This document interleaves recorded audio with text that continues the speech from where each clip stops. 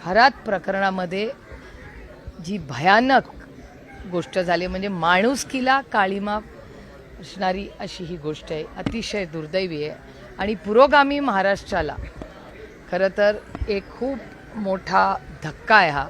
आणि महाराष्ट्रात नाही देशात, म्हणजे मी माझा पार्लमेंटमधला अनुभव सांगते, आपली चेष्टा करून ठेवली आहे या खरातांनी. कारण राज्यामध्ये देशामध्ये काम करत असताना बाकीच्या राज्यांमधले सातत्याने सगळे जे खासदार किंवा लोक मला दिल्लीत भेटतात ते चेष्टा करायला लागले की अगरे तुमच्या महाराष्ट्रात काय चाललं आहे, ज्या पद्धतीने व्हिडिओज येत आहेत काही लोकांचे, ज्या पद्धतीने, हे खूप खूप दुर्दैवी आहे आणि अस्वस्थ करणारी परिस्थिती आहे. आणि मला असं वाटतं एक सिस्टम म्हणून की आपण सगळ्यांनीच आत्मचिंतन केलं पाहिजे. म्हणजे मीडियाला मी आभार मानेन की तुम्ही त्याच्यात सातत्य ठेवून त्या बातम्या दाखवत आहेत, पण हे दाखवत असताना आपण सगळ्यांनी आत्मचिंतन केलं पाहिजे की आपण एक यंत्रणा म्हणून, एक सिस्टम म्हणून फेल झालो का, याचा फार गांभीर्याने विचार केला पाहिजे.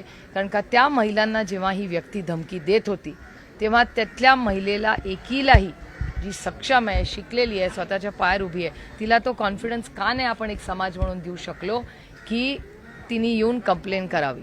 त्याच्यामुळे आम्ही सगळ्यांनी जे सामाजिक कामं करतो आम्ही आत्मचिंतन केलं पाहिजे की ह्या गोष्टी मोडून कशा काढणार.